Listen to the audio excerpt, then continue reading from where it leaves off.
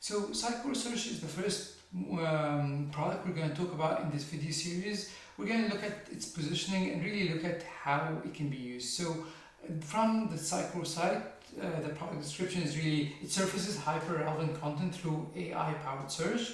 It predicts search intent and displays individualized results with a personalized search experience. So ultimately, it is your content search engine. So its market is insight engines. The leader of this market, of course, is Mindbreeze, but there are a lot of other players in this market, and this is where Sitecore Search comes into play, or this is where they compete against them, or where it would be positioned in the market. Now, Sitecore Search uses web crawlers to index your site or multiple sites, and then is able to personalize the content that's being retrieved, or the results that are being retrieved through open graph from one side that is being crawled, but also from the context about the user. And this is very common across all these different insight engines. I'm gonna also talk about a bit more about what are the pros and cons, what's great, what's not so great about Sitecore Search as we move forward. But it is a great product overall. It's based on the Reflection acquisition or Sitecore Discover, and so it is based on vector research. It's built on Elasticsearch.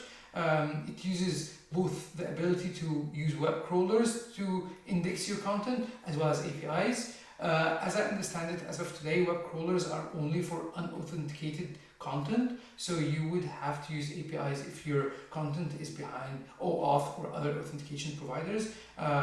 Other products in the market like Mindbreeze do support authentication based, but as of today, Sitecore Search does not. But again, they've given you the ability to do that through APIs, which would be a little bit more work, but still available and applicable. One thing that's really nice, I think, is the dashboard and that admin ability in Sitecore Search versus other competitors in the market, and that client-side flexibility. It's very easy to understand what queries are being sent through Sitecore Search, and we're going to see that again when we look at how that contextual personalization happens and what requests are being sent to Reflection or to Sitecore Search with the JSON results being retrieved. But it does give you that flexibility because it's all JSON to create your own visualization of how you want your response to look like, or how you want your search to look like. The pricing model, I think, is still TBD. I don't know it I haven't learned about it from Sitecore, so I think it's something that will be determined moving forward. Again, as I was saying, there is this admin screen that shows analytics and insights about how people are using search. It does give you a lot of kind of abilities to tweak. I don't have an environment with the admin as of today, so I wasn't able to show it, but there's just a screen grab from Nick's keynote speech. Okay, so moving forward, I want to show the demo on Sitecore.com, and a big shout out to Derek, Allison, and the whole Sitecore.com team for actually integrating Sitecore Search in there prior to Symposium. I'm sure it was an interesting experience, and Derek has talked about it in multiple sessions at Symposium. It was really, really interesting to hear his feedback about it. So the first thing I'm going to do is actually open my network tab just to show what's happening when I open the search page. As you can see, I don't have any search filters, and I have my search request here. It's a post request going to the Reflection server, and again, it's going to, I presume, that tenant ID, and then going to the search item. If we look at the payload, it has a couple of things. So it has my context, so my locale here and language, and this is where you're able to provide that contextually aware experience. It has my search, if I have any search queries, I don't right now, and of course it has my title context aware, which is my index or facet, I presume. And then the sources, as you can see, it's actually searching multiple sources, and you can see they're here. It's Sitecore.com, Symposium, documentation, and developers. So it is indexing 4 different sites, or the web crawler has crawled these 4 different sites. So I'm actually searching across all 4 of them when I'm searching here. So let me just search for something. So if I start typing Symposium, and I'll just minimize this a little bit, you'll quickly see a couple of things. You'll see here there is this recommendation at the top, and you'll see my normal results as well, which is kind of cool that you're able to see both recommendation or quick results. Again, as you may have seen as I was typing, it was also showing me some recommendations that are all driven by my content.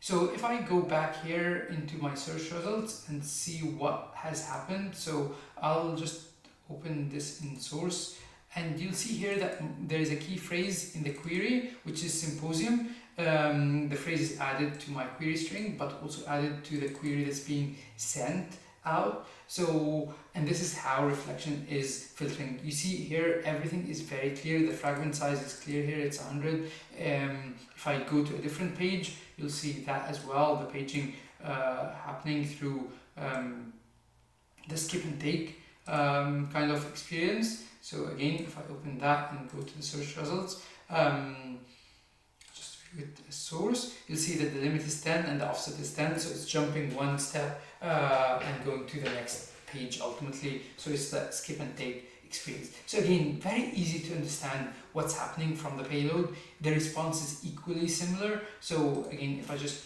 open this in a JSON formatter, so I'll just open any JSON formatter just to show it. You'll see here, this is my widget with all the different details or all the different content and my facets. So I have all the content I need to visualize directly here. So, and I have the ability to choose how I want to visualize. So you'll see here, if I just minimize my facets, my suggestions, my content, and my sort options. So this is really how your result is coming, and of course the total items, the limit, the offset that we've set forth, as well as the time it takes and the timestamp. If you're planning to do any caching, you're able to use these as well. So again, very powerful, very interesting. One thing that I would want to see in the future with Sitecore Search is that ability to integrate with CDP from the back end. So instead of me having to push all my contextual information directly from here, I want some of it to come directly from CDP. So in theory, what I would love to see in the future is something like the ability to push my CDP ID and then it's able to, from the server, retrieve whatever information, or from the admin screen, I'm able to choose what information from my customer data or from my customer data profile is being pushed as part of the context, rather than having to push it from here. Pushing it from client side does give much more flexibility in making it really composable, making it a unique product that runs on its own. But as we start talking about better together, especially when you want to have a lot of contextual information, you may not want to be pushing it through the wire every single time you're creating a search query. So that might be an interesting way to integrate with CDP. Definitely the second one is having a unique identifier between CDP and search would definitely help in a lot of scenarios, especially when we start talking about analytics and customer journeys and how search fits in customer journeys as well. So that's a brief about Sitecore Search specifically. In the future videos, I'm going to be talking about each product on its own, and then I'm going to start talking about how the better together positioning would work in common scenarios in the headless space, and what we're seeing from other vendors and how that better together story works again as a complete or works with other vendor products in the market.